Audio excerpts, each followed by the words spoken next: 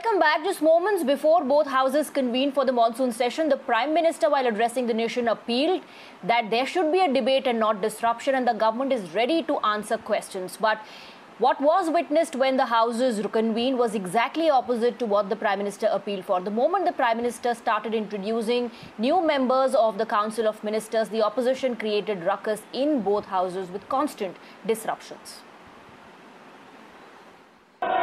हमारे आदिवासी schedule tribe के सारे साथी बहुत बड़ी मात्रा में मंत्री बने हैं, सबको खुशी होती।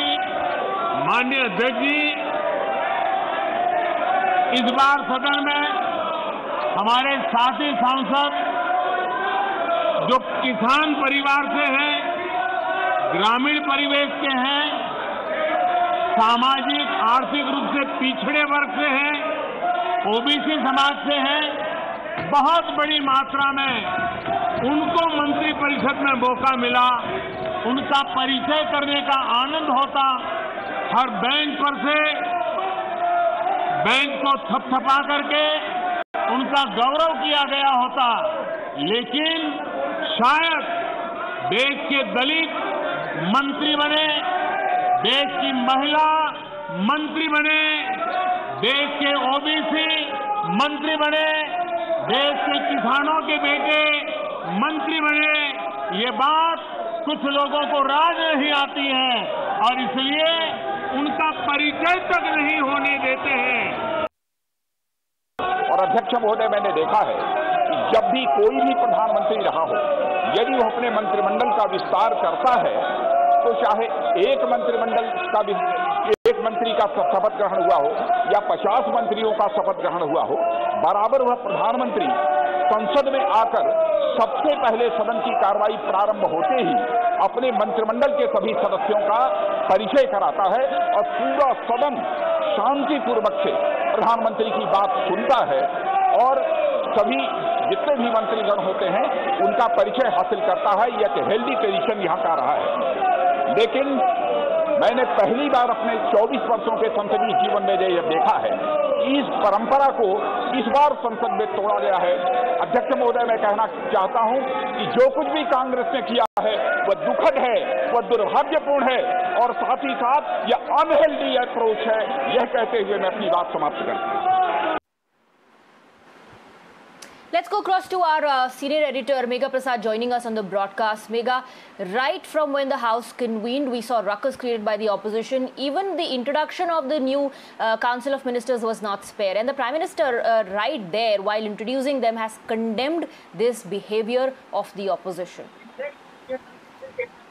So, of course, the ruckus just played out. What happened inside the parliament, that's right in the beginning of the first session, the monsoon session in Lok Sabha, and then, of course, the same scenes getting repeated in Rajya Sabha. The Prime Minister went there again, attempted all over again to introduce the new Council of Ministers, the new cabinet that has been sworn in. But you saw when both the houses, the Prime Minister was not allowed to speak. Now, the BJP, of course, is using this opportunity to ramp up its attack on the opposition to say, you just had Piyush Goyal here come out and speak to the media, brief us saying that the tradition for many, many decades has been that when the new ministers are inducted, it is the job of the Prime Minister to introduce them to the House. Otherwise, there have been instances in the past where the opposition has taken an objection as to how the minister is going about his duty inside the parliament without being formally introduced to the House, both the houses. So in accordance with that tradition, the Prime Minister did what he did, but you saw what happened and he said, the prestige, the dignity of the House has been lowered by the opposition. In fact, he went on to share some small details by saying that there were people who are former Prime Ministers, and of course he was hinting at Dr. Manmohan Singh, saying that, there are people who have been as senior as that, former Prime Ministers who did appeal to the opposition leaders to say that, it's time you allow the Prime Minister at least this chance to introduce the council and the cabinet ministers, the new ones who have been sworn in, so that the business can take off from there. But then there are leaders in the opposition who did not pay any heed to it, did not want to listen, they just wanted to disrupt, and that's very unfortunate and sad that the Prime Minister was not allowed to speak. So yes, the BJP of course will use it politically, but then it's actually very unfortunate that the Prime Minister attempted not once but twice, and yet he didn't get a chance to make a formal introduction for all his new ministers. All right. Megha, we in fact have that reaction of Piyush Goyal. Let's play that out. We have a couple of more lined up as well. A very healthy tradition, democratic tradition of Parliament has not been allowed to be carried out, has been obstructed by several opposition members of Parliament, honourable leaders of the opposition, and we condemn the behaviour of these parties and their members who have not allowed the Honourable Prime Minister to introduce women members from the scheduled castes, scheduled tribes, members from the northeastern states, members from all across the country who have been given an opportunity to serve the country as a part of this Union Council of Ministers.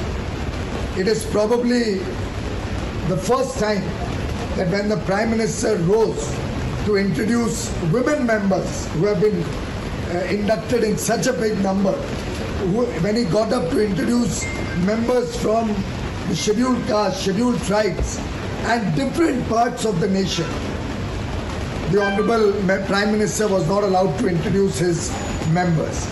In fact, this healthy tradition has gone on for over 70 years, to the extent that if any member ever tried to participate as a minister in the proceedings of the House, objections have been raised in the past. The Parliament in the Lok Sabha, the Congress MPs disturbed the Prime Minister from introducing the ministers, Council of Ministers. I'd like to tell to them that in 2013, when Dr. Manmohan Singh was there as the Prime Minister in the 15th Lok Sabha, when I was also a member of Parliament, BJP members never allowed the Honorable Prime Minister Dr. Manmohan Singh to introduce his Council of Ministers. कहाँ बनाया है? अब जो बनाया है क्या पच नहीं रहा, विरोधी को क्या नहीं पच रहा है, ये तो वो जानेंगे ना। आप किसी को मंत्री बनाइए या संतरी बनाइए या विधायक बनाइए, लेकिन आम जनता को आपने क्या दिया है? आम जनता को आपने क्या देने का काम किया? ठीक है, आपने जिम्मेवारी दिया या नहीं दिया, आपने आम जनता को क्या दिया? आम जनता तो आम जनता है, उसको तो कोई फ़र्क नहीं है मंत्री या संतरी से, उसको तो काम चाहिए, रोजगार चाहिए। आपने रोजगार के क्षेत्र में क्या काम किया है, ये बताइए। 14,000 जो सीट जो नीट का जो है वो खा गई सरकार। ओबीसी का जो आरक्षण जो था, सीटें जो थी 14,000 लगभग खा गई। अब आप देखिएगा टोटल कितने मंत्री हैं, उनका थोड़ा ब्यौरा ज़रा दे दें, और कितनी ओबीसी की जनसंख्या है, उस हिसाब से उस अनुपात में कितना मिल रहा है लोगों को, ये भी बता दे ज़रा प्रधानमंत्री। हम लोगों ने बार बार मांग की कि जो आपका जनगणना जो हुआ है, जातीय जनगणना, सामाजिक जनगणना, जातीय जनगणना, शैक्षणिक जनगणना, आर्थिक जनगणना, लोगों के सामने आनी चाहिए जातीय जनगणना, पता तो चले भाई इस देश में आबादी में कितने लोग हैं। So the opposition, in fact, is defending the ruckus that was witnessed inside the House when the Prime Minister was introducing the new Council of Ministers. Let's go across to Amit, joining us on the broadcast with more details. Amit, दरअसल सदन की पूरी कार्यवाही शुरू होने से पहले ही प्रधानमंत्री जी ने कह दिया था मॉनसून सेशन से पहले कि सरकार आपके सवालों का जवाब देने के लिए तैयार है, लेकिन बहस तो होने दीजिए, संवाद तो होने दीजिए। लेकिन उससे पहले ही ऑपोजिशन ने अपना रुख स्पष्ट करते हुए डिसरप्शन किया, हंगामा किया, और अब उसको जस्टिफाई भी किया जा रहा है। देखिए, इस बात का एक तरह से अंदेशा जो है प्रधानमंत्री को था कि इस तरह के हंगामे होने हैं, और इसलिए कल प्रधानमंत्री ने कहा था कि आप चर्चा कीजिए, बातचीत कीजिए, सरकार हर विषय पर जिस पर भी विपक्ष को नाराजगी है, जो भी विपक्ष के सवाल हैं, उसका जवाब देने के लिए सरकार तैयार है। और ये बात प्रधानमंत्री को था और सरकार को भी अंदेशा था, और इसीलिए इस बात को लेकर प्रधानमंत्री ने पहले भी कहा था, आज सुबह भी कहा कि उम्मीद है कि कोविड से लेकर तमाम चीजों पर चर्चा होगी, बातचीत होगी। वो खुद चाहते हैं कि बात करें, लेकिन विपक्ष मन बनाकर आई थी कि किसी भी सूरत में नहीं चलना है। और आप अंदाजा लगा सकते हैं कि जब एक पारंपरिक चीज है, जब भी मंत्रिमंडल विस्तार होता है तो प्रधानमंत्री अपने नए मंत्रियों का एक तरह से परिचय कराते हैं, और ये परंपरा है। इसमें आपकी नाराजगी या फिर पॉलिटिकल इश्यूज को थोड़ी देर के लिए रख दिया जाता है, ये खत्म होता है, और इसके बाद ऑब्ituary जब कोई सांसद मरते हैं या फिर एक्स सांसद का निधन होता है तो स्पीकर जो है वो तमाम लोगों के बारे में बताकर उनको श्रद्धांजलि दी जाती है।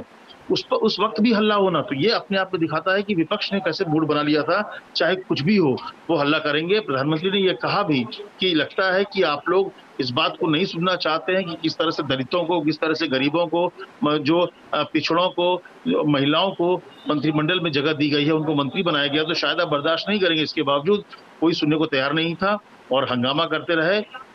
जो अपोजिशन का एजेंडा क्लियर है, वो अपोजिशन किसी भी तरह से सदन चलने को तैयार नहीं है। वो नहीं चाहती कि किसी तरह से सदन चले, जबकि सरकार के पास बहुत सारे एजेंडे हैं, अब बहुत सारे बिल हैं, 17 से ज्यादा बिल हैं, जो नए बिल हैं जो कि इंट्रोड्यूस करना है। और सरकार चाहती है कि तमाम जो मसलों पर चर्चा होने के बाद काम शुरू हो और सरकार के जो बिल्स हैं उस पर चर्चा हो।